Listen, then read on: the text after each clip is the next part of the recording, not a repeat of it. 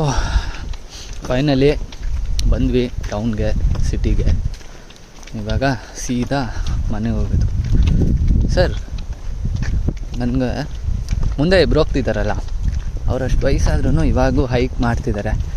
ನೀವು ವಯಸ್ಸಾದ್ಮೇಲೂ ಹಂಗೆ ಮಾಡ್ತೀರಾ? ಹೈಕು, ಟ್ರೆಕ್ಕಿಂಗು, ಅದು ಇದು ಅಂತ ಎಲ್ಲ?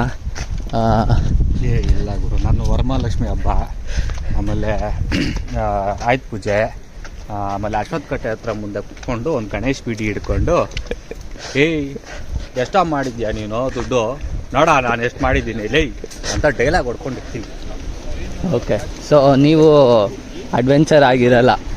ಸೊ ನಿಮ್ಗೆ 50 ವರ್ಷ ಆಗಿದ ತಕ್ಷಣ ನನ್ಗೆ 50 ವರ್ಷ ಆಗೋಯ್ತು ಅಂದ್ಕೊತೀರಾ? ನನಗಿನ್ನೂ 50 ವರ್ಷ ಇದೆ ಅಂತ ಯೋಚನೆ ಮಾಡಲ್ಲ.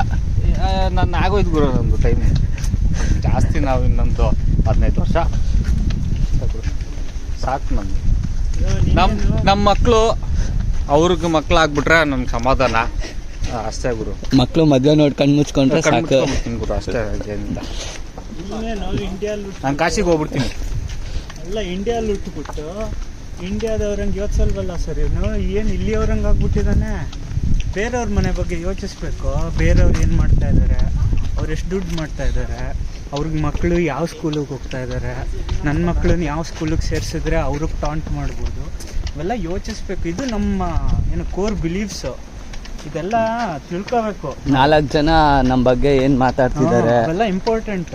ಇವ್ರಿಗೆ ನೋಡೋ ಏನು ಚಿಂತೆ ಇಲ್ಲ, ಹೆಂಗೆ ಜೀವನ ಮಾಡ್ತಾರೆ ಇವರೆಲ್ಲ, ಯೋಚನೆ ಮಾಡಬೇಕು. ಬೇರೆಯವರೆಲ್ಲ ನನ್ನ ಬಗ್ಗೆ ಚಿಂತೆ ಮಾಡ್ತಾ ಇದ್ದಾರಾ ಅಂತ.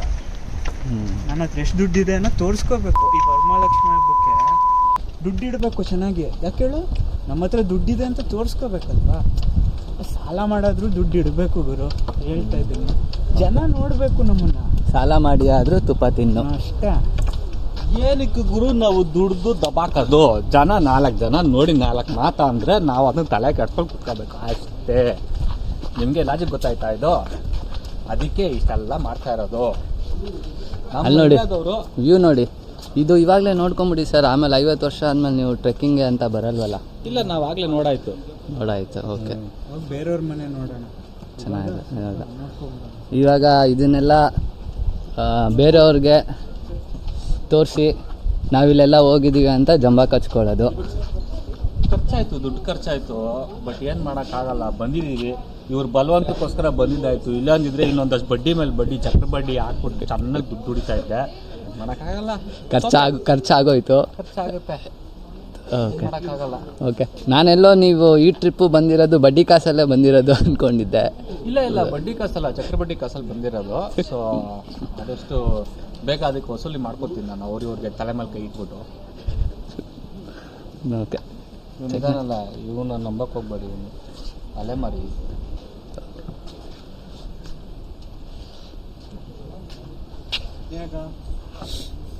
ಉದ್ದ